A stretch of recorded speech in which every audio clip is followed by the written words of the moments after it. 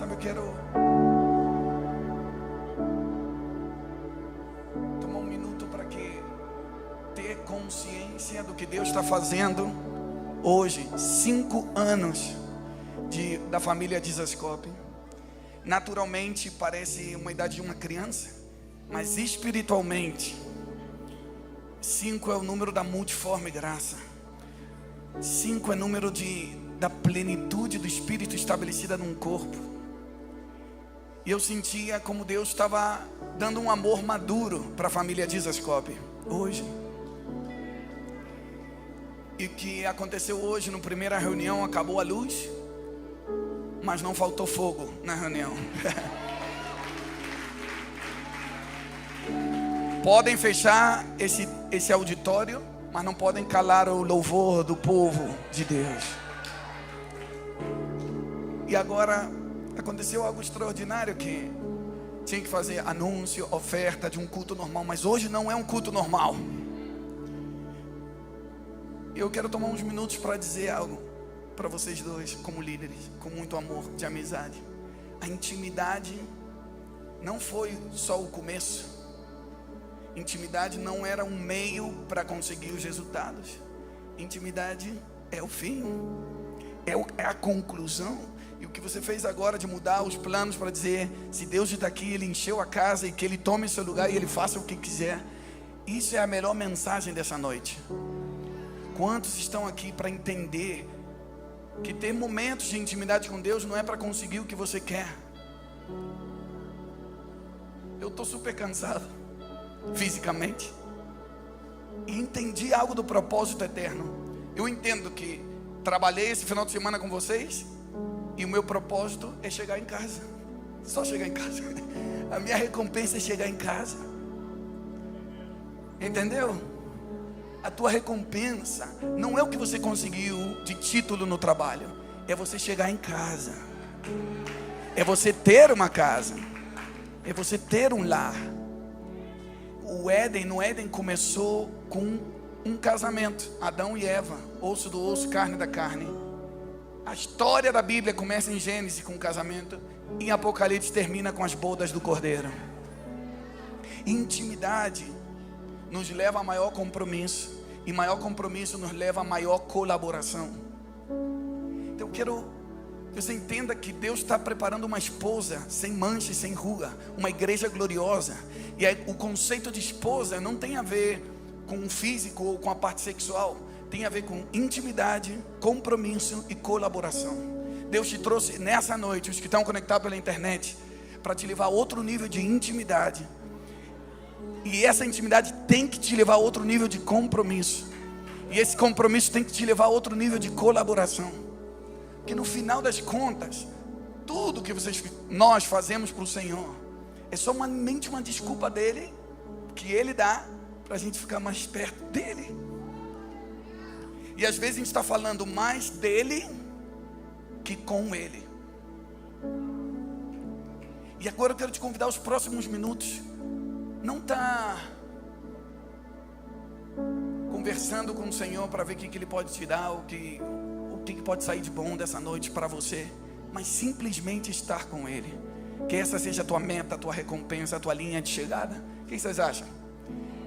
Deus me colocou uma palavra de intercessão essa noite, mas eu nem vou falar sobre isso. Mas só te digo isso: a maior recompensa de um intercessor não é a oração respondida, mas é ser amigo de Deus.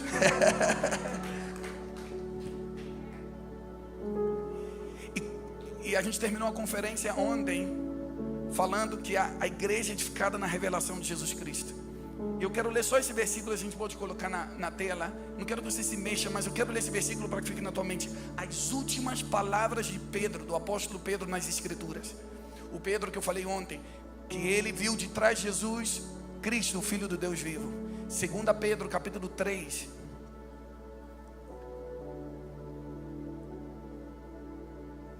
Versículo 18.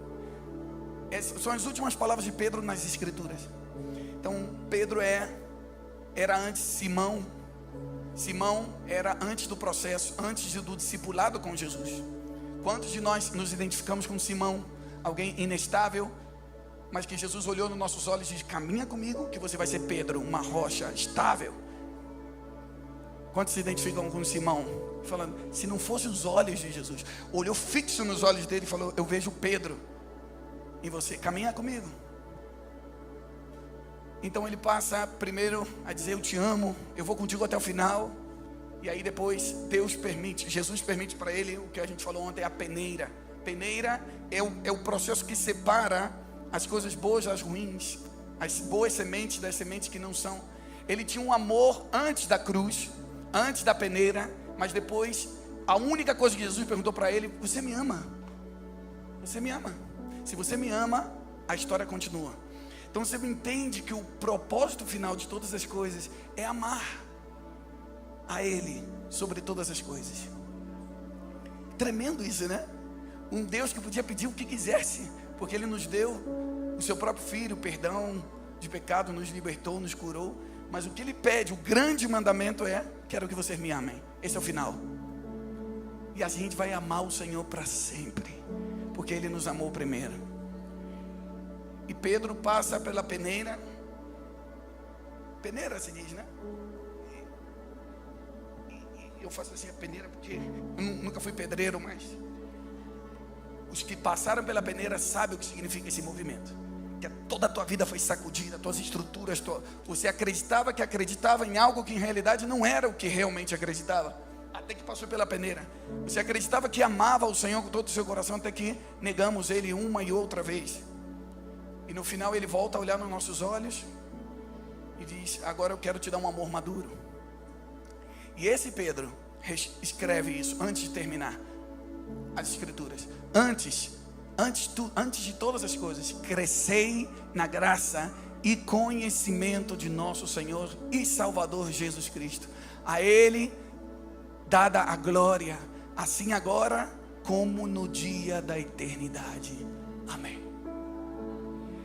Crescei na graça e no conhecimento do nosso Senhor é o seguinte: se nós não estamos crescendo, é porque estamos diminuindo. Não tem meio termo, ninguém fica estacionado. Se nós não estamos queimando, é porque estamos nos esfriando. Se nós não estamos avançando, é porque estamos retrocedendo. Então, se Pedro disse, cada processo, cada peneira que Deus te permite passar, é para no final você descobrir quanto você realmente ama o Senhor ou não.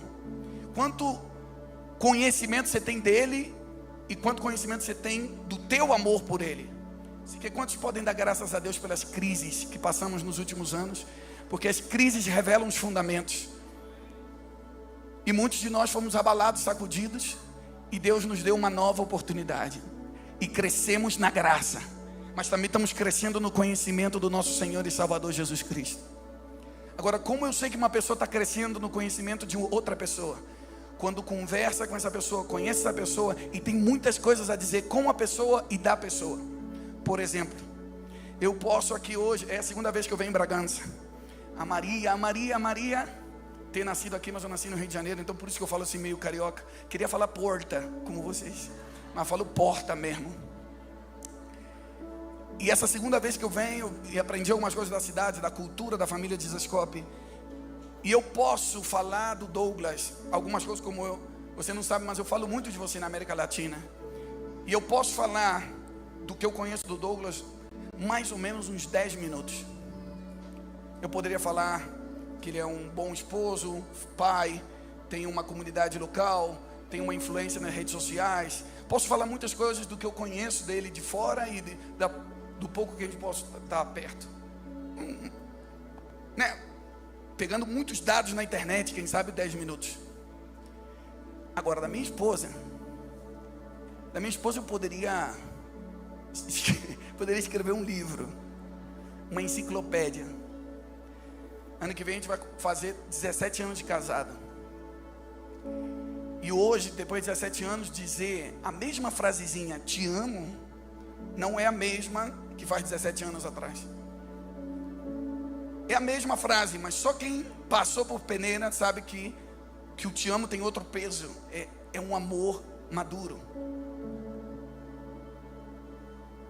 E eu poderia falar 2 horas dela. Agora meu desafio para vocês é: quanto vocês poderiam falar de Jesus Cristo? Quanto tempo cronológico? De quem é Ele? Então a gente está em reuniões que estão vendo o que Ele pode dar para a gente, que Ele pode nos fazer crescer. E aqui Pedro entendeu, falou: antes de morrer, vocês precisam saber que vocês precisam crescer, não na sua fama, não nos seus seguidores, não no teu título, não na tua capacidade natural. Cresçam no conhecimento do nosso Senhor e Salvador Jesus Cristo, porque a eternidade é conhecer a Jesus Cristo. O que você tem para falar dele? Vamos falar dele? O que vocês acham? Vamos tomar reunião para falar dele nos próximos minutos? Espero que isso não te deixe incômodo. Espero que isso não te faça sentir: eu pensei que eu ia receber uma palavra. Mas quando você começa a crescer no conhecimento de Jesus Cristo, você quer falar mais do teu amor do que do teu próprio benefício. Quem tem alguma coisa a falar dele? Quem é Jesus? Quem é Jesus Cristo para você? Meu melhor amigo.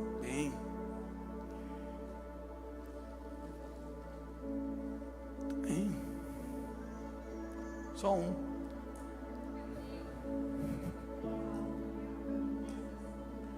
Intercessor, nosso amado, Porto Seguro.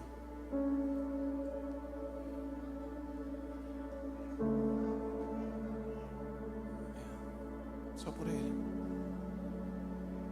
Agora tenta falar alguma coisa que você conheceu dele por causa de um processo que você passou e descobriu algo dele que você...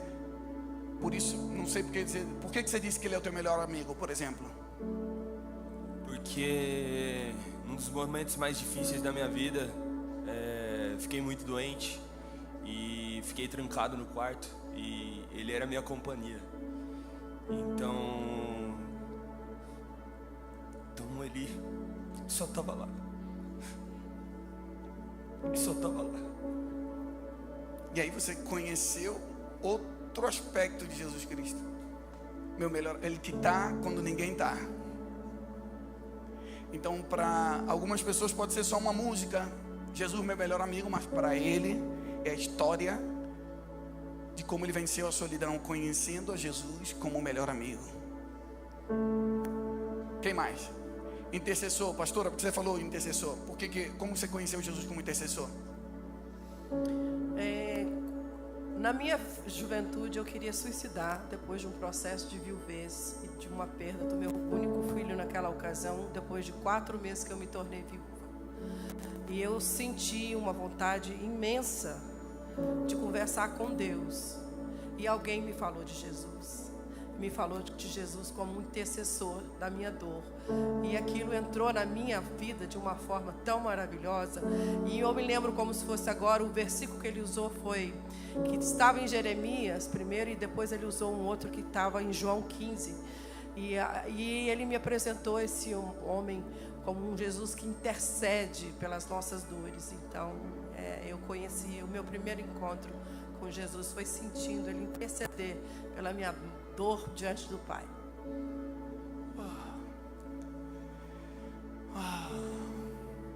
Ontem eu compartilhei 7 virtudes da excelência do conhecimento de Cristo Jesus, como expressões bíblicas de como Cristo aparece. Paulo disse: eu tenho todas as coisas como perda, tenho tudo como lixo, pela excelência do conhecimento de Cristo Jesus.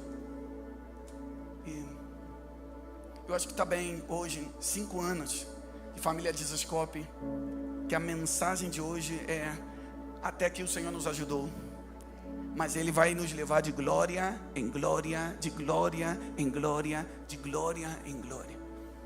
E essa preposição em, antes do outro nível de glória, de glória em glória, é outro nível de morte, de renúncia, de entrega, de não esquecer de onde Ele nos tirou, e que até que a sua glória seja tudo para nós, Ele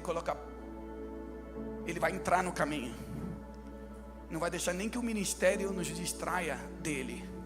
O enfoque é Ele. E quantos de nós, quem sabe a gente só começou a falar com Ele para pregar no domingo, ou para ter uma palavra, ou para ter compor uma canção ou para resolver um problema. Mas hoje, no aniversário da Dizascope, Deus toma a Laura para profetizar e dizer: Ele está levantando ministros da sua presença aqui. E não são os do palco, é todo aquele que tem o sangue do Cordeiro. O sangue do Cordeiro te habilita para que você seja um sacerdote. E Deus está ainda no negócio do sacerdócio de todos os santos. Que todo mundo aqui tem livre acesso à presença de Deus. Por mais que a gente tenha aqui esse palco. E a minha mensagem hoje é justamente, queria falar de Jesus como intercessor. Então para mim, estamos pregando junto. Ainda que eu não me sentei aqui, né? Estamos todo mundo pregando junto. Se alguém lembrar alguma revelação de Jesus Cristo, fala, porque vai acrescentar. Mas Jesus como intercessor, não está falando das 7, a supremacia, ele é antes de todas as coisas, Cristo. O verbo se fez carne e habitou entre nós. Vocês entendem o que significa isso, né? Que a voz do jardim do Éden, quando Adão pecou, uma voz perseguiu eles: onde estás? E Adão se escondeu da presença. E essa voz continuou perseguindo a humanidade, até que a voz se fez carne e habitou entre nós, e veio te buscar, e veio te abraçar. Em algum momento alguém ecoou essa voz que ela escutou no momento, em vez de se suicidar, falou: essa voz, eu me rendo a essa voz. O ser humano nunca se cansa de pecar, mas Deus nunca se cansa de amar. Nunca se cansa de perseguir essa voz. A encarnação é a voz que se fez carne para nos reconectar. O propósito não era a salvação, o propósito é a comunhão. O propósito não era se congregar aqui. O propósito é que depois disso você queira chegar a casa. 3, depois da encarnação, a morte. A morte é que Ele pagou a nossa dívida na cruz e nos deu livre acesso. Mas Ele não ficou assim. Ele morreu como um cordeiro e ressuscitou como um leão. Tomou as chaves da morte e do inferno. Ressuscitou. Diga comigo, Ele ressuscitou. E não somente que ressuscitou, porque Lázaro também ressuscitou e outros ressuscitaram, mas só Ele subiu aos céus. Ele é o que se chama na teologia de ascensão. E hoje Ele está à destra do Pai. E um dia, assim como Ele subiu, diz Atos 1:11, ficaram os discípulos olhando para cima, a esperança deles subindo. E vem uns anjos e diz: varões galileus, por que ficam olhando para o céu? Sejam testemunhas em todas as nações, porque assim, da mesma maneira que Ele subiu, Ele vai descer e todo olho o verá. Maranata, vem Senhor Jesus. Ele vai vir para reinar sobre todas as nações e fazer na terra como no céu. Quantos acreditam? Esse é o 7º. Mas eu quero voltar no 6º, que hoje o que Ele está fazendo, como nós colaboramos com o ministério de Jesus. Agora Ele está intercedendo nos céus. Ele está à destra do Pai e não está sentado vendo Netflix, esperando o momento de vir. Ele está intercedendo, pedindo às nações como herança. Ele está pedindo o Brasil nesses dias. E quando a gente aqui na terra começa a se unir ao clamor de Jesus, à destra dos Pai, que isso nós podemos fazer através do Espírito Santo, o Espírito de graça e súplica. Então a gente começa a fazer na terra como no céu. Começamos a interagir com Jesus, começamos a colaborar com os movimentos dos céus na terra. E aí, onde a gente deixa só de cuidar dos nossos assuntos. E no jardim do Éden, Deus colocou Adão para fazer 2 coisas: cultivar e guardar. Deus criou todas as coisas, mas colocou o homem como um administrador. Cultivar é a palavra abade. Abade em hebraico significa serviço, adoração e trabalho. Então, Deus criou Adão para que com a obra das suas mãos adorasse a Deus. Então todo mundo que está pensando: eu gostaria de ter a voz da Laura Salgueiros para ser um adorador, o Senhor te diz: não, a obra das tuas mãos me adora. Quantos são adoradores aqui? Desculpa falar coisas tão básicas, mas não são simples. São básicas no sentido de base, porque Deus nos trouxe back to the rock, não? De volta ao fundamento. Então vou falar algumas coisas básicas. porque sinto como o Espírito Santo está operando alguns corações, e alguns já escutaram muitas vezes, mas parece que hoje Deus está te promovendo, dizendo, você vai assumir a tua posição. Depois, a outra palavra de guardar é chamar. Não chamar de chamada telefônica, mas é S-H-A-M-A-R. Chamar. Essa palavra chamar é guardar, ser sentinela, ser intercessor, estar entre. Parece que Adão baixou a guarda em algum momento para que Eva estivesse sozinha e perdeu o sacerdócio. Mas o último Adão veio, Jesus veio e recuperou para buscar e salvar o que tinha se perdido no Éden. Éden significa lugar de delícia, lugar de prazer, lugar de comunhão. A palavra prazer, como a gente estava cantando, meu Deus é meu prazer. Você precisa recuperar Deus como teu prazer. Porque quando Deus não é o teu prazer, a tua carne vai pedir os piores prazeres da terra. Esse é o instinto de Adão em todos nós. Mas Deus está levantando uma igreja que vai encontrar seu prazer nele. E não vamos ter lugar para perversão sexual, porque nosso prazer está nele. Nosso coração e nossa carne está satisfeita nele.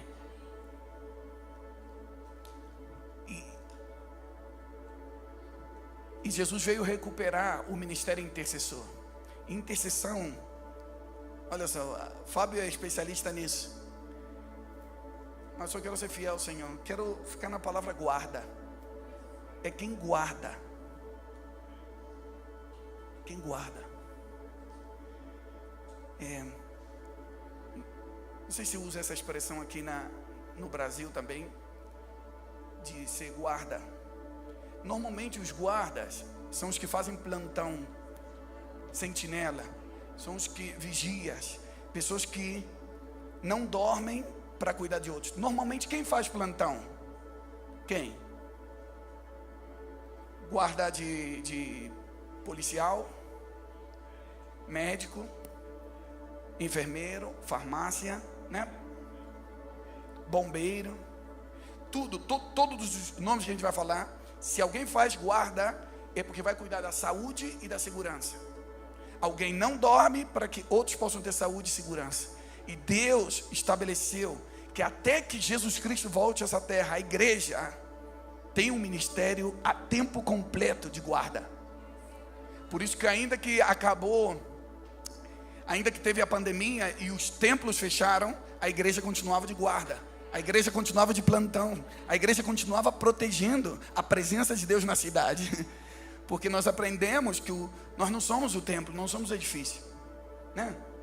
Então, se eu falo para você, vamos lá, falando de Back to the Rock, depois de 5 anos, eu acredito que aqui você já tem isso incorporado, mas vocês sabem que está comprovado cientificamente que a primeira imagem que vem na nossa mente quando nós escutamos uma palavra é o que nós realmente acreditamos. É o que está no nosso sistema de crença mais profundo. Por mais que tua mente cognitiva você saiba a verdade, o que realmente vem na tua mente primeiro é o que você acredita profundamente. Então, por exemplo, quando eu te digo uma palavra, todos podem imaginar algo porque eu digo. Se eu digo a palavra laranja, a fruta laranja, ninguém está vendo, mas quantos podem imaginar a fruta laranja? Quem tem a imagem na cabeça? Porque você já viu, você já provou. Então eu digo outra coisa, vocês vão me dizer a primeira imagem que vem na tua cabeça. Eu digo a palavra igreja. Quero que sejam sinceros, rápido. Quem viu alguma imagem? Não a pregação que você sabe, a imagem que veio. Hã? Ai, não escuto você. Família. Você viu uma família? Glória a Deus. Você está. Alguém dos que estão aqui diante da presença de Deus viram um edifício na sua mente? Quem imaginou um edifício? Não se sinta culpável. Tranquilo. Estamos na etapa de reforma. Quem viu alguma coisa assim? Se você bota no Google, agora, igreja, essa é a primeira imagem que aparece.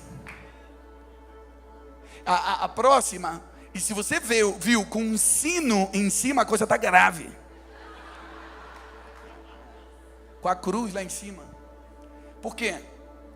Quanto tempo vai tomar para a gente não somente escutar pregações novas, mas criar um novo fundamento, mudar a nossa genética?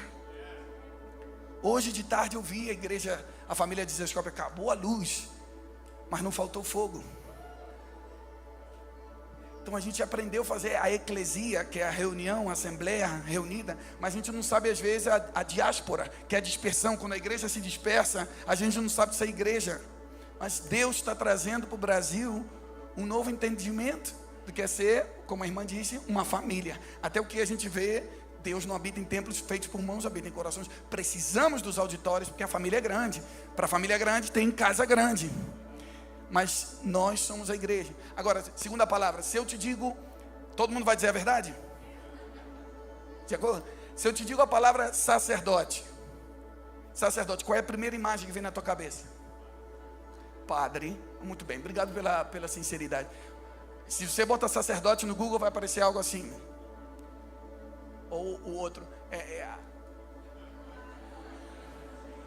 E se você viu vermelho, a coisa é mais grave ainda. Então esse mesmo Pedro que passou pela peneira, e Jesus perguntou para ele: você me ama? Ele entendeu, ele quer abrir o caminho para todo mundo, e ele escreveu 1 Pedro capítulo 2 versículo 9: vocês são geração eleita, vocês são sacerdócio real, vocês são nação santa, povo exclusivo de Deus, para anunciar as virtudes daquele que vos chamou das trevas para a maravilhosa luz. A tua identidade é ser sacerdote. E isso não é para quem está no palco, na plataforma. Isso é para todo aquele que tem o sangue do Cordeiro. Você tem livre acesso à presença de Deus.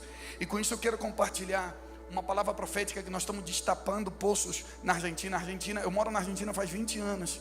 E a Argentina teve muitos avivamentos, despertar de Deus. Sabe que teve um em 1954, um homem chamado Tommy Hicks, foi na Argentina, inspirado por Deus, ia fazer uma campanha evangelística, e ele queria falar com o presidente.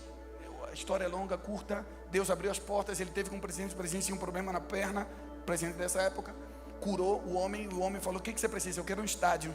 E o dia seguinte, fez uma cruzada evangelística com 40 mil pessoas, muitas pessoas curadas. O que era para ser um evento, durou 1 ano, e dizem que mais de 1 milhão de pessoas se converteram em 1 ano na Argentina com esse avivamento do Tommy Hicks. E o que ele disse antes de ir embora da Argentina, é que ele teve uma visão. Ele viu o último grande avivamento antes da volta de Jesus. E ele viu, era um gigante deitado sobre o planeta Terra, sobre o globo terráqueo, que a cabeça estava no sul e o pé no norte, e estava como amarrado.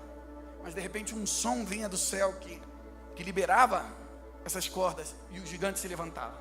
E ele disse: o gigante é o corpo de Cristo, e vai andar por todas as nações da terra, representando a Cristo, pequenos Cristos, representando o grande gigante Cristo. Não um novo dirigente de louvor, não um novo avivalista. Quem vai ser o próximo pregador do momento? O último grande avivamento, a chuva tardia, que diz a palavra, vai ser o corpo de Cristo entrando em ação. E aí é onde você vai entender a tua posição sacerdotal: abar, chamar, adorar, interceder, proclamar a mensagem do Evangelho. Quantos querem sair desse lugar como sacerdote? Agora, se essa era a imagem que a gente tinha de sacerdote, como você acha que é um sacerdote hoje? Olha para a pessoa que está do seu lado, vê se tem cara de sacerdote ou não. Grava isso na tua mente. Sacerdote é aquele que elimina distâncias. Elimina distâncias entre o céu e a terra. Elimina distâncias entre o perdido e o Pai. Elimina a distância entre os irmãos. É a palavra reconciliador. E Paulo disse: vocês são agentes de reconciliação, vocês são ministros de reconciliação. E aí quando você deve se posicionar, dizer: na minha casa, vai terminar a reunião hoje, e eu posso reconciliar os céus e a terra dentro do meu quarto, abrindo a Bíblia e olhando para aquele que me dá toda a sua atenção. Você não precisa fazer nada para chamar a atenção dele, ele vai estar ali esperando você. Ele está te esperando.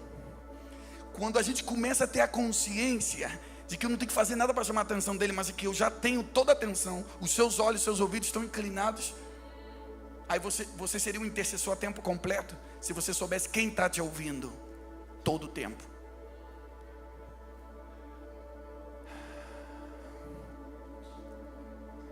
Eu quero, para esses 5 anos, deixar 5 tipos de guardas que eu vejo na Bíblia. Guarda. Número 1, a palavra de Deus diz, para a gente ativar na prática o sacerdócio de todos os santos, sobre toda, que nós devemos guardar a lei, guardar a palavra. A tua palavra guardei no meu coração para não pecar contra ti. Só no Salmo 119 aparece a palavra guardar, chamar, em hebraico, 20 vezes. 20 vezes, guardei a lei, guardei a tua palavra no meu coração, guardei os teus preceitos, os teus mandamentos.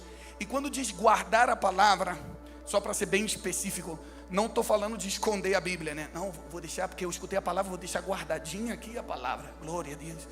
Guardar está falando de justamente que essa palavra se faça carne em mim. Eu devo orar a palavra até que se incorpore no meu estilo de vida. Repito o que está escrito aí, até que isso entre em mim.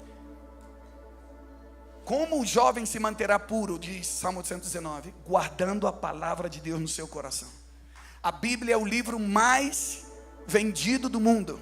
E nós estamos aqui, eu me uno ao fluir do Jesus Cop, para que essa onda de avivamento da paixão pela palavra faça com que não somente a Bíblia seja o livro mais vendido do mundo, mas o mais obedecido do mundo.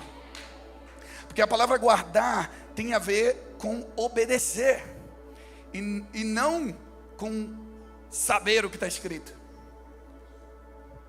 somente. Aí é onde entra uma fé prática. A fé grega é uma fé que a gente pensa que é crer que Deus existe. Quando vem o Filho do Homem, achará fé na terra. Não está dizendo uma fé de se vai ter pessoas que vão acreditar se Deus existe ou se não existe. Está dizendo, terá pessoas com a fé emuná. Emuná, fé, é igual a fidelidade e obediência. Então, muda a fé por fidelidade. O justo viverá pela sua fidelidade. Sem fidelidade é impossível agradar a Deus. Então está falando pessoas que pegam essa palavra e obedecem na prática. Isso é guardar a palavra. Não é só ter uma Bíblia, é o que está escrito aí, se incorpora no teu estilo de vida. E isso é um direito de todo sacerdote, todo guardador, todo sentinela. Quantos querem guardar a palavra de Deus? E eu só estou fortalecendo a base. Deus deu essa autoridade para vocês, e isso vai aumentar na próxima década. Uma paixão por guardar a palavra, por guardar os preceitos e mandamentos do Senhor. Não se cansem de dar na mesma tecla, porque vocês vão ver uma geração que não somente vão ter uma Bíblia, mas vão obedecer a Bíblia até que Ele venha.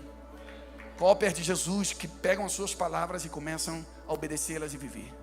Número 2, outro tipo de guarda que aparece na Bíblia em Provérbios 4, 23. Sobre toda coisa guardada, guarda o teu coração, porque dele depende a vida. É a responsabilidade. A palavra sacerdote também tem a ver com responsável. Diga comigo, responsável. Responsável. Pessoas que se responsabilizam. Isso é meu trabalho. Eu assumo a responsabilidade de cuidar do meu coração. E oramos por uma igreja gloriosa. E eu quero dar um sinônimo de igreja gloriosa e igreja saudável. Pessoas que vivem, 1 Tessalonicenses 5, 23, que o Deus de paz nos santifique por completo, espírito, alma e corpo, irrepreensíveis até a vinda do nosso Senhor Jesus Cristo. Saúde integral. É a tua responsabilidade cuidar do teu coração, é a tua responsabilidade criar um ambiente de segurança e buscar uma autoridade espiritual, dizer, sinto que eu estou ferido, estou perdendo sangue e preciso tratar. Dizer, ninguém me ajudou, ninguém me procurou, ninguém me deu. Diga comigo, eu assumo a responsabilidade. de abrir meu coração com uma autoridade espiritual e guardar meu coração, porque Deus me deu autoridade para guardar meu coração. Os sacerdotes tinham um peitoral com as pedras, protegia o coração e os sentimentos. A justiça de Deus protege teu coração. Número 3, diz a palavra, a segunda pergunta que Deus fez para a humanidade foi, chegou para Caim e disse: onde está Abel, teu irmão? Qual foi a resposta de Caim? Acaso sou eu guardião do meu irmão? Em alguma versão em português que eu vi aí, sou guarda do meu irmão? E aí qual deveria ser a resposta? Você é guarda do teu irmão? Sim, deveríamos. O que significa isso na prática? Que o que acontece ao teu irmão deveria doer o teu coração. Sabe que a gente estava um dia no discipulado dos líderes lá da nossa família espiritual. E um dia, a gente tem muitas crianças. Não sei se falei para vocês, antes da pandemia eu tinha 3 filhos. Depois da pandemia agora temos 5. E temos Netflix e todo, mas... é porque a gente adotou, nós adotamos 2. E tem o Lucas, cônjuge da nossa equipe, tem 6 filhos. Só entre nós 2, nós temos 15. Glória a Deus. Então imagina como é nosso discipulado quando estão todas as crianças. Então um dia se perdeu uma criança, um dos filhos de alguém da equipe. E a gente ficou olhando, saiu todo mundo correndo para a piscina, para ver se não estava na piscina. 1 ano e meio, nem falava, mas andava e saiu correndo, ninguém viu. Saímos todo mundo, eram mais de 20 pessoas no bairro correndo, desesperados. Então um vizinho perguntou para o Juanca, para ele, que dali, o que aconteceu? Sabe que a resposta dele? O nosso filho se perdeu. Todo mundo saiu procurar de um, mas era nosso filho. O que dói a um, dói a todos. Quem se mete com ele, se mete comigo. Guarda do meu irmão é cobrir a vergonha. Não gente que está colocando na internet rapidamente. Deus vai levantar intercessores de verdade, não somente que ora, mas que guarda o irmão. Vem aqui comigo que eu vou te guardar. Porque quem se mete comigo se mete. Quem se mete contigo se mete comigo. Que Deus levante sacerdotes no Brasil que vão guardar seus irmãos. Que o que dói ao outro tem que te doer também. Outro guarda que aparece na Bíblia, número 4, Salmo 127, versículo 2. Se o Senhor não guarda a cidade, não sei se diz assim, em vão vigia o sentinela. Então, o guardião da cidade é a igreja. E não é só orar, você ficou sabendo algo que está afetando a tua cidade, e se isso não te afeta, é porque você ainda não tem sentido de pertenência. A gente só vai dar vida por aquilo que a gente acredita que é nosso. Teve um acesso, alguém matou outra pessoa aí na esquina, outra vez. E quando você já se acostumou, você baixou a guarda, deixou de ser um guardião. Não, na minha região não vai ter morte. Se Deus nos colocou aqui, as portas do inferno não prevalecerão contra a igreja. A gente começou a ver isso na região onde a gente estava. Um dia a gente estava fazendo uma conferência em março, e eu fiquei sabendo de um garoto de 19 anos que se suicidou no bairro da nossa igreja. E a última pregação era minha. Então, em vez de pregar, eu peguei todo mundo da conferência, a gente foi visitar todas as casas e orar pelas famílias por esperança. E levamos algo para comer, porque era de manhã. E quando a gente visitou todas as casas, todo mundo 100% aceitou a oração. Estávamos mudando, tirando o cheiro de morte por cheiro de vida. E a gente bateu na porta de uma casa, um garoto chamado Matias, 10h30 da manhã, falou: eu já estava decidido me suicidar se Deus não me falasse algo hoje, e vocês tocaram a minha porta. Deus vai interromper conferência, Deus vai interromper reuniões, quando a gente começa a ser guardião da cidade. O que afeta a cidade tem que nos afetar. Tudo que permitimos e proibimos, tudo que acontece na cidade é porque nós permitimos ou porque proibimos, consciente ou inconscientemente. Justiça real, né? O que vocês fazem? Que não seja só um ministério especial. Nós estamos defendendo a cidade espiritualmente, guardião da cidade. Semana passada, antes, feriado, a gente está fazendo os documentos da adoção. A gente foi na delegacia. E a mulher que nos recebeu, a gente falou: por que vocês estão fazendo esse papel? É porque a gente já adotou duas crianças grandes. Falou: eu queria adotar também. Eu tive uma filha de 14 anos, mas eu não posso ter mais filho. E a Fernanda falou: quer que a gente ore por você? E a mulher encheu os olhos de lágrimas na delegacia. Começou a chorar. E a gente orou por ela. E ela falou: sabe, todo mundo aqui, todos os policiais estão mal. Está todo mundo mal financeiramente, está mal emocionalmente, com ataque de pânico, com medo. Entraram a roubaram a delegacia. Levaram todas as armas. Era uma vergonha. E todos os policiais estavam com medo. Os que tinham que defender a cidade, cheio de medo, de ataque de pânico. Até que a gente entendeu. Claro, se o Senhor não guarda a cidade, em vão o trabalho dos policiais. Sabe o que aconteceu? Se estabeleceu um culto de oração na delegacia. A gente começou com essa mulher, falou com o chefe. Então, peço ao Senhor que gere em nós esse zelo de intercessão. Não é somente esse momento, né, que está tremendo aqui adentro, mas dizer todo o tempo, a tempo completo, eu sou o guardião da cidade. Guardo a palavra, guardo o meu coração, guardo o meu irmão, guarde a cidade. E por último, a igreja é guardião da presença de Deus na terra, até que Jesus Cristo volte. O que significa isso? Zelo pela presença de Deus. Pessoas de carne e osso, que detêm sua programação para dizer: o mais importante aqui na casa é que ele se senta como em casa. Como há algo que dizem lá na Upper Room, que aprendi muito em Dallas: ser estudantes da presença de Deus. O que nós fazemos que ele gosta? O que podemos fazer para que ele permaneça aqui? O que aconteceu hoje? Hoje os líderes têm que se sentar. Hoje não, semana que vem, quando vocês tenham o discipulado, você pensa, analisa o que aconteceu nos cultos. Quando foi que Deus interrompeu a nossa programação e a gente conseguiu seguir o rio? Que isso seja um estilo de liderança. O que Deus quer fazer, não o que a gente tinha programado. Porque o prazer de um vai ser a satisfação de todos. Mas quando a gente quer agradar todo mundo, fazemos igreja conforme o coração das pessoas e não conforme o coração de Deus. Por isso eu quero terminar agora com guardiões da presença de Deus. No Éden, Deus colocou 2 querubins. Sobre a Arca da Aliança, colocou 2 querubins para proteger a presença. Nos céus agora, os querubins e anjos ao redor têm harpas e taças, música, intercessão, todo o tempo ao redor do trono. Mas aqui na terra, Deus colocou a igreja como os sacerdotes de todo o tempo, para guardar, 2 ou 3 reunidos em seu nome. Isso vai acontecer aqui dentro do auditório, vai acontecer na tua casa, um altar de adoração. Pessoas que vão ser transportadores da presença de Deus, porque você vai se ver como um guardião da presença, 24 horas, 7 dias da semana. Quantos querem ser guardiões da presença? Feche os teus olhos aí onde você está. E agora comece a exaltar a Ele. Comece a dizer quem é Ele para você. De tudo que você escutou. Aqui a pastora falou: Ele é meu intercessor, Ele é meu melhor amigo. Agora eu peço, por favor, todos que estão neste lugar, lembra a tua história com Ele. Lembra 20 anos atrás. Lembra. Comece a tentar lembrar 20 anos atrás, quando você não tinha nada,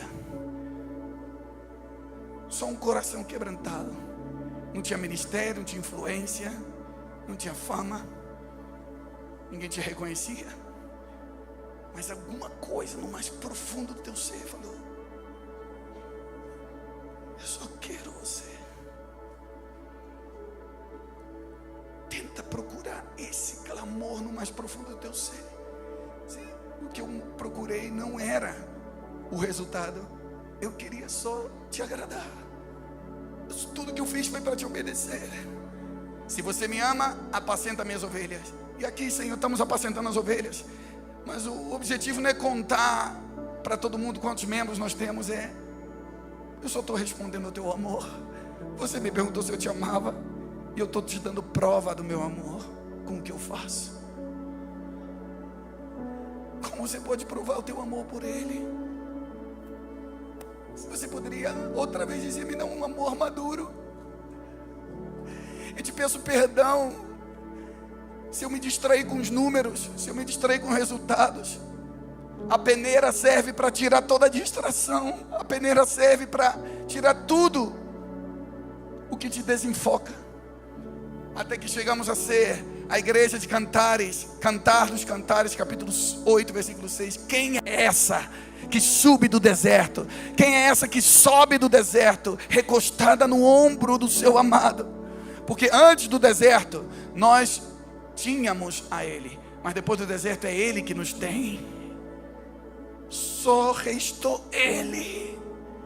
Dá graças ao Senhor pelo deserto, dá graças ao Senhor pelo processo, dá graças ao Senhor, dá glória a Ele pela peneira, porque isso quis tirar todas as distrações, para que outra vez você hoje possa dizer a mesma frase, mas com o coração maduro, dizendo: eu te amo, eu te amo. Alguém pode levantar a sua voz, olhar nos olhos dele e dizer: eu te amo, eu te amo, eu te amo, eu te amo. Adoradores e intercessores que respondem à presença de Deus. Vamos dizer quem Ele é. Apocalipse capítulo 1 repete as 18 virtudes de Jesus Cristo. Ele é o soberano dos reis da terra. Ele é o primogênito dos mortos. Ele é aquele que nos amou, nos lavou e nos perdoou os pecados. Ele é o alfa, o ômega, o primeiro, o último, o princípio, o fim. Ele é a imagem do Deus invisível. Dele, por Ele, para Ele são todas as coisas. Sem Ele nada do que foi feito seria feito. Ele é o meu amado. Ele é aquele que me escuta quando ninguém quer me escutar. Ele é aquele que me abraça quando ninguém quer me abraçar. Ele é aquele que não desiste de mim. Ele é aquele que não se cansa de me amar. Ele é aquele que insiste em mim. E tudo que eu posso fazer é responder em adoração. Diz a palavra do Senhor que ao redor do trono há 24 anciãos que são dignos de ter coroas, mas quando eles veem aquele que está sentado no trono, eles lançam suas coroas aos seus pés. Salmos 103 diz que Ele é que te coroa de favor e misericórdia. Diz Escope: vocês tiveram muito favor e muita misericórdia nos últimos 5 anos.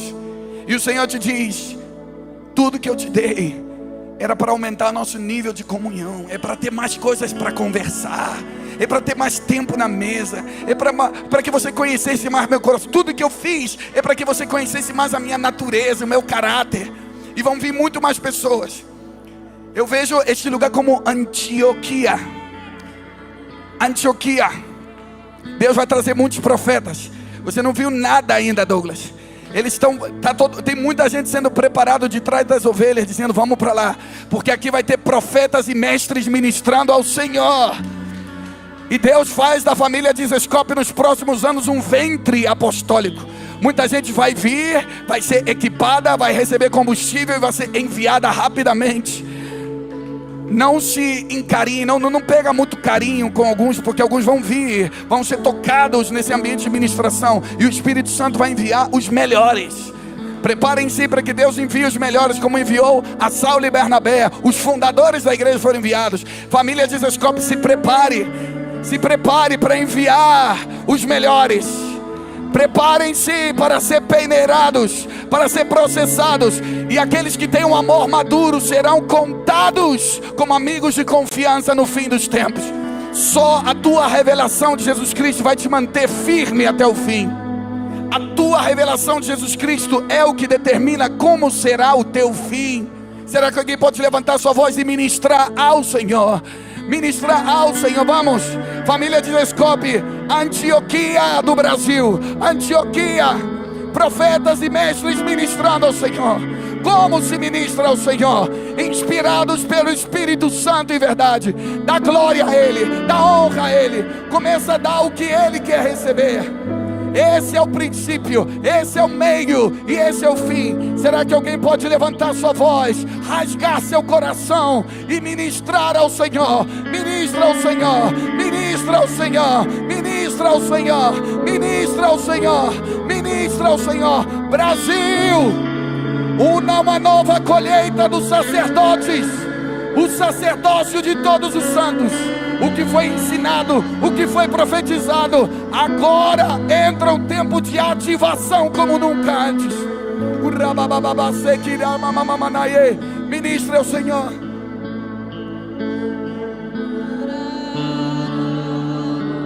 Deixa Ele ouvir o teu coração. Deixa Ele ouvir teu coração.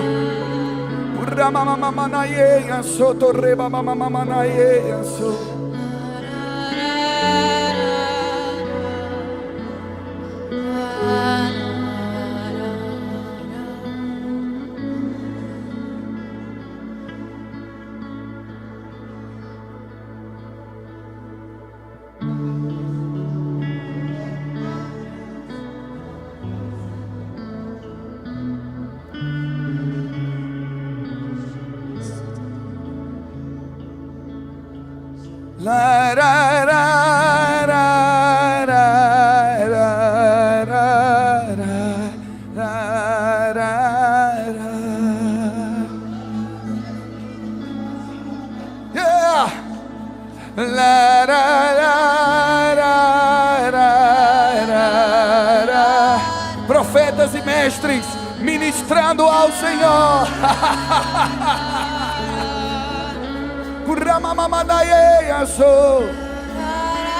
Estudantes da presença de Deus, tudo que você aprendeu dele, agora devolve para Ele, devolve para Ele, devolve para Ele. Lançamos nossas coroas aos seus pés. Será que alguém pode esquecer de tudo ao teu redor? Lança a tua coroa aos pés dele, o teu título, as tuas conquistas, tudo que você ganhou pelo favor de Deus. Devolve a Ele em reverência, em submissão.